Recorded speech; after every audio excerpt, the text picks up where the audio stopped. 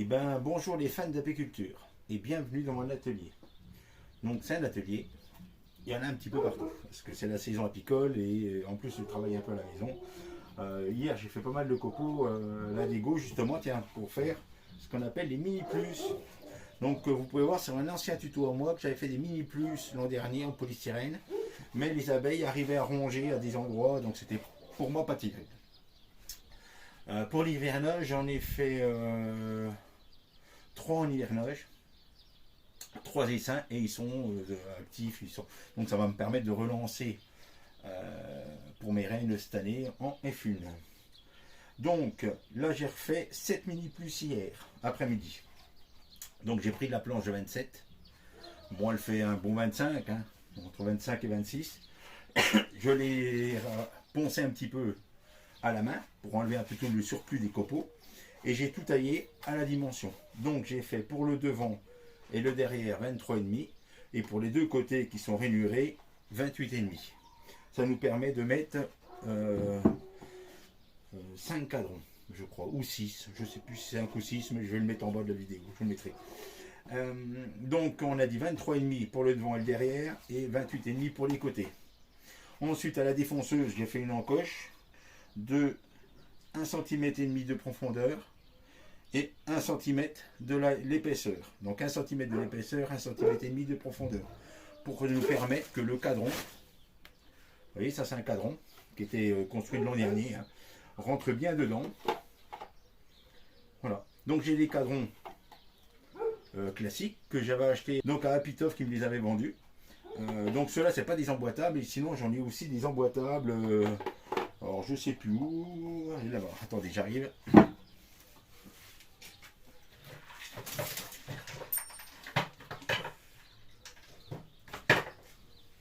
Hop. Et j'ai des cadrons emboîtables. Alors ceux-là ils sont encore pas cirés parce que j'en avais d'avance. Je vais les cirer, retendre un peu les fils et les recirer. Donc en emboîtable et des non emboîtables. La différence c'est que les emboîtables et non emboîtables. Donc les emboîtables, c'est-à-dire qu'on peut emboîter. D'où le mot emboîtable. Et ça vous fait un cadre de hausse, la même dimension d'une hausse. Donc vous pouvez mettre ça dans une hausse pour faire travailler les abeilles, soit pour les nourritures, soit pour diverses raisons. Hein. Donc ensuite, on peut les positionner dedans. Donc voilà. Donc ça en fait 3, oui, ça en fait 6. Hein. 1, 2, 3, 4, 5, 6. On prend en mettre 6. Voilà. Avec 2 trous au fond que j'ai fait. 2 trous avec des grilles d'aération, bien sûr. Et devant, j'ai laissé une ouverture. Et l'avantage de l'ouverture, je ne l'ai pas là, je l'ai rangé, mais là-bas, juste à côté de moi. Vous allez comprendre. Donc je vous ai dit 23,5 pour le devant et le derrière. Je vais retirer les cadrans, j'aurai plus facile. J'ai mis 28,5 pour les côtés avec une saignée pour descendre les cadrans. Donc 1 cm de profondeur, ça suffit pour la hauteur. Vous voyez, on a même un peu de jeu. Que ce soit ceux-là ou ceux-là, on a un peu de marge. Bon, pas de trop, hein, parce que sinon après les abeilles, du moins qu'elles puissent passer, c'est le principal. Voilà. 1 cm de profondeur, 1 cm et demi, autant pour moi, de profondeur et 1 cm de largeur.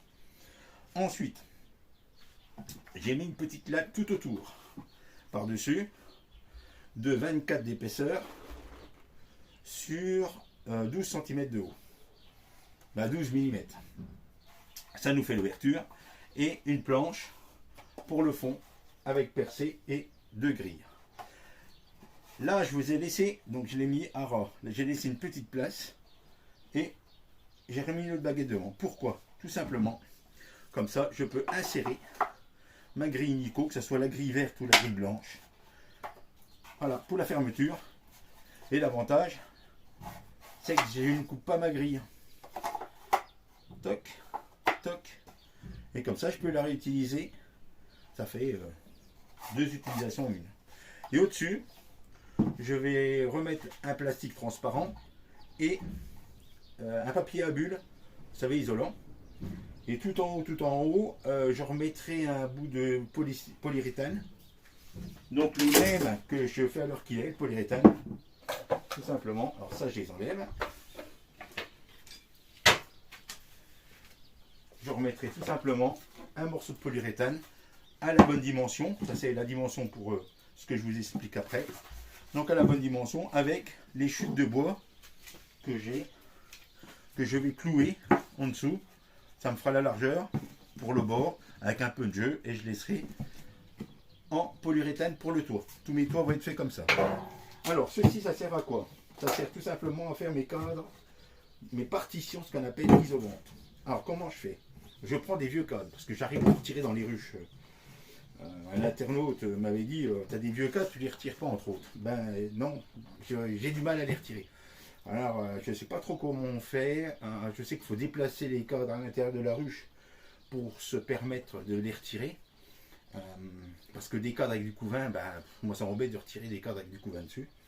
Donc je sais qu'il faut les mettre à l'extérieur pour qu'il y ait principalement du miel. Puis après vous faites lécher les cadres. Mais bon, si c'est cette méthode-là, pour l'instant je suis mauvais. Côté pas bon, faut le dire. Donc au niveau du roulement des cadres, pour l'instant, je ne suis encore pas trop bon. C'est la 3e année que je fais ma méthode. Je vous mets des cadres avec le bord de la couleur de l'année, comme ça je sais déjà si le cadre a 1 an, 2 ans ou 3 ans. Et tous ceux qui ne sont pas marqués, ça veut dire que c'est des cadres qui étaient soit dans des essaims que j'ai rachetés, parce que j'en rachète à différents apiculteurs, soit qui se séparent en les modifiant au maximum. Pour l'instant, j'ai pas assez d'essaims et de coligny pour produire tous les essaims qu'on me demande, parce qu'on m'en demande plein, mais moi je veux bien en donner, en vendre, hein, bien sûr. Mais moi je veux que ce soit des bons essaims. Donc voilà. Donc je sélectionne mes reines et je vais mettre des reines et fines que je produis qui sont douces et qui produisent. Voilà. Donc ça c'est une aparté. Donc ça c'est des partitions isolantes. Alors je prends des vieux cadres. Je retire les fils dessus.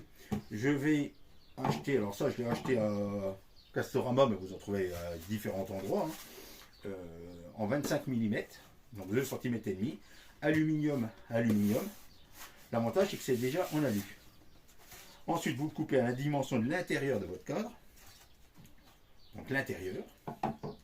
Vous le positionnez dessus. Vous l'emboîtez. Ça vous donne ça.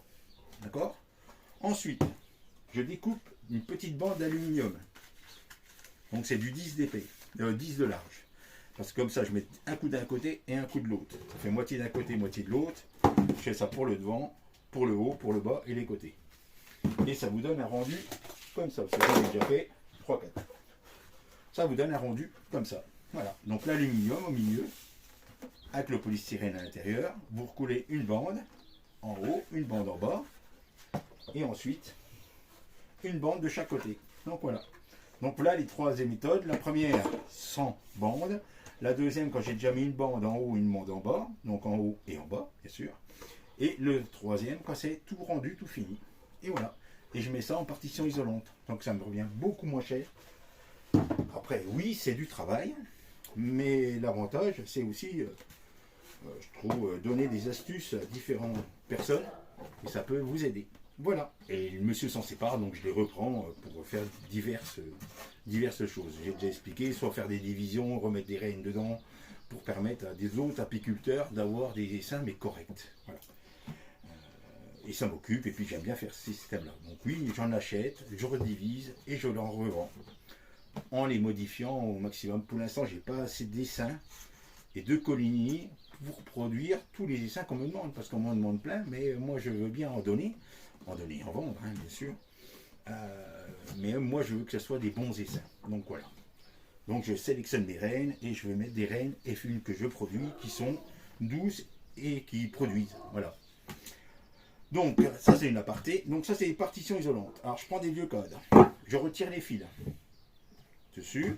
Je vais acheter, alors ça je l'ai acheté à Castorama, mais vous en trouvez à différents endroits, hein, en 25 mm, donc 2 cm et demi, aluminium. L'avantage c'est que c'est déjà en alu. Ensuite, vous le coupez à la dimension de l'intérieur de votre cadre. Donc l'intérieur.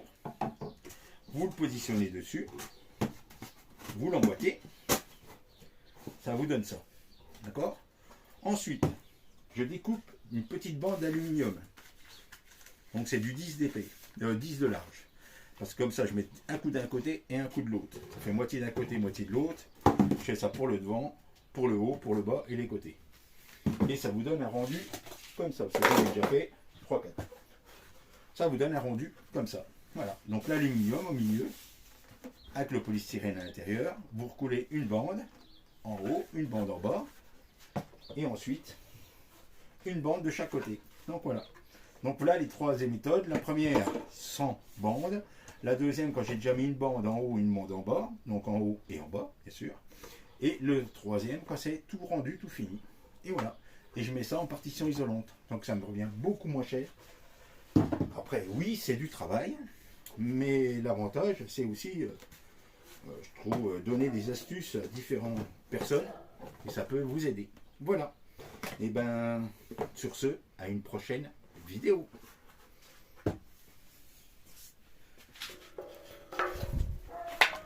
J'ai fini, donc il y en a 5 warneaux, hop, qui sont là, et j'en ai 15, c'est pas mal, en dadans. Voilà le rendu. Bon, le temps est pas terrible aujourd'hui, il fait pas beau, il pleut à moitié, voilà. Donc, toc, toc, toc, et voilà.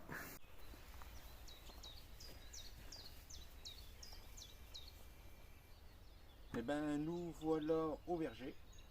Donc j'ai ramené mes mini plus, donc c'est des nucléides mini plus qu'on appelle, finis. Donc là j'ai mis en plus une petite latte en dessous, pour que ça fasse une surépaisseur pour que ça respire, qu'il y ait l'air qui passe en dessous. Donc là, cette étape là elle est finie. Il y a les grilles, bien sûr au fond. Ce qu'on va faire, on va procéder au brûlage de l'intérieur. Donc tout l'intérieur je vais le brûler et ensuite je vais les tremper dans un bain d'huile de lin pour traiter l'extérieur, le protéger on va dire, voilà. Et en même temps ça les permettra de les durer un peu plus longtemps. Donc l'huile de lin pour l'extérieur, donc dans des bains bien sûr, je vais le tremper, hein, le fond on peut le tremper directement, les côtés je vous montrerai comment je fais. Et là, on va procéder tout simplement au brûlage, comme les ruches,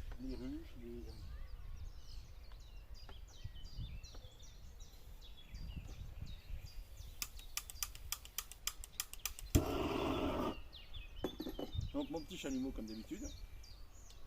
Je pense que je peux faire là directement. Donc faut pas avoir peur, hein, faut bien les noircir. Hein. C'est des nœuds. Hein. Un nœud fait par moi, mais quand même.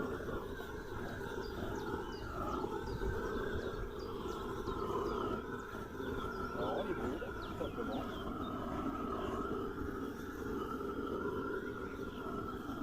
Ah, comme on l'a déjà dit, hein, pourquoi les brûler? Déjà ça tue les parasites s'il y en aurait.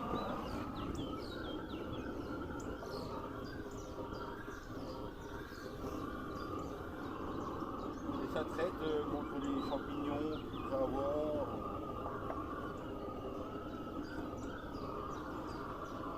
Alors il y en a qui les brûlent tout noirs. Honnêtement, moi je les brûle pas tout noirs. Je les brûle tout simplement.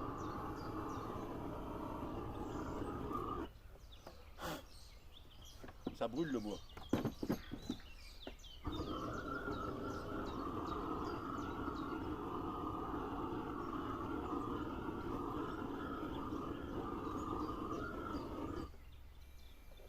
Alors je vais vous montrer ce que ça rend. Voilà, donc brûlé. Ça fait ça. C'est un peu noir, mais c'est pas non plus tout noir. Voilà. Et l'extérieur, on va le faire par trempage dans de l'huile de lin chaude. Donc voilà, et je fais ça à mes 7 nucléides mini plus.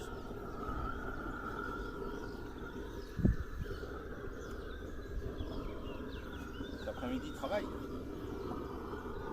Eh oui, faut... parce que ça reste une passion, hein, comme j'ai déjà dit. Hein. Faut quand même ramener un petit peu d'argent. L'activité de mes abeilles ne me permet pas de vivre. Alors ça vous paye une paire de resto dans l'année. C'est déjà bien, hein, parce qu'à la base c'est une passion. Alors, une passion qui vous permet de dégager un tout petit peu de bénéfice, c'est pas mal. Après après j'investis hein, beaucoup.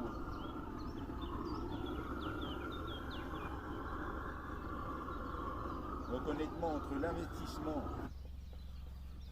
et les bénéfices, c'est minime, mais bon, comme c'est une passion, ce n'est pas bien grave. Si l'an prochain j'arrive à créer tous les essais que je veux faire pour la vente en sortie d'hiver, ça serait pas mal. Si j'en aurais eu 30, 40, il serait parti. Voilà, voilà ce que ça rend. Parce que les personnes qui m'ont acheté l'an dernier m'ont recontacté cette année, ils en roulaient. Donc je suis pas si mauvais que ça. Ouais. Et mes rennes, comme je vous dis, mes rennes que je produis sont des rennes que moi je sélectionne, qui me conviennent. Je dis pas qu'elles sont parfaites, hein, parce qu'on n'est pas à l'abri. Mais c'est pas plus mal que celles qu'il faut qu'on fait dans le commerce. Et comme j'ai déjà dit, hein, c'est pas parce que vous achetez des essaims ou vous les récupérez, hein, il y en a qui récupèrent dans la nature des essaims. Vous changez la reine. Alors si c'est des abeilles qui sont agressives ou de mauvaise qualité, ça vient de la reine. Donc quand on change la reine, on est reparti avec une colonie qui sera belle. Donc vous pouvez partir de la base avec une colonie agressive ou qui ne vous convient pas, pour finir avec une colonie qui marche très bien. Juste en changeant la reine. C'est pour ça qu'il y a des petits producteurs comme moi, ou des gros, hein, parce qu'il y en a qui font des 200, des 300 rennes d'un coup, vous pouvez acheter, hein, mais bon, j'en suis pas de là et j'y serai jamais. Voilà. Faut que ça reste quand même une passion. Hein. Est-ce que ça rend bien. Faut que mon activité reste une passion et qu'il ne vienne pas empiéter trop sur ma vie privée. C'est ce que disait mon gendre. Il me dit attention parce que quand tu démarres et que ça va bien, le problème c'est que tu mets le pied dans l'engrenage et après d'une chose à une autre, et ben ça va plus loin, ça va plus loin, ça va plus loin. Et après ben, c'est compliqué. Oui, c'est compliqué à gérer. Les émotions hein, que ça peut produire et puis que ça reste quand même une passion. Voilà. Et ben la prochaine étape, ça sera le trempage dans l'huile de lin.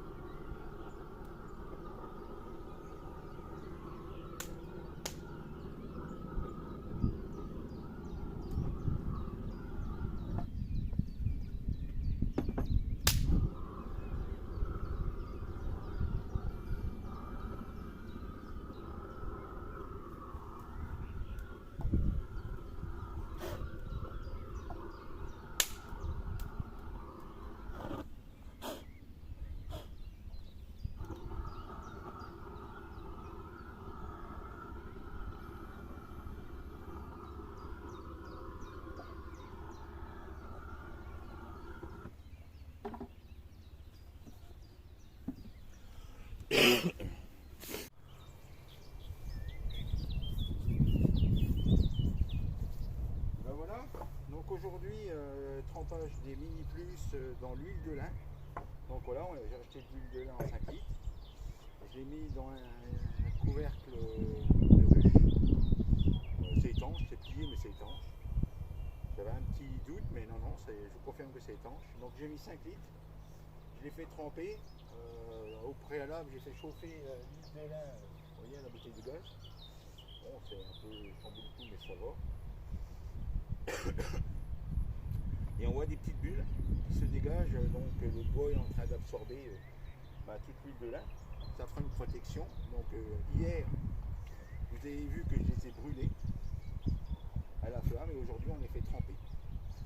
Et l'autre étape, ensuite j'ai préparé des couvercles qui font 30 intérieurs. Donc ça doit faire 31 ou 30, 32 ou 33 extérieurs. Plus exactement. Donc on a un petit peu de jeu des deux côtés. Et voilà, en polystyrène avec une petite baguette de bois qui tient. Et je ferai pareil, je mettrai soit un petit caillou, vous savez, j'ai des petits pavés que j'avais acheté l'an dernier, remettre un petit pavé pour faire le poids pour que ça soit étanche. Voilà. Donc il nous reste le film plastique transparent et l'aluminium que je vais mettre au-dessus. Voilà. Ou je mettrai peut-être que l'aluminium direct pour que ça chauffe beaucoup plus cette année. Et voilà mes mini plus. Et ben maintenant, prochaine étape, ça sera. Eh ben, j'ai reçu aussi ce matin le marquage des rennes, le vernis bleu, pour les nouvelles rennes de cette année. Voilà. À une prochaine vidéo.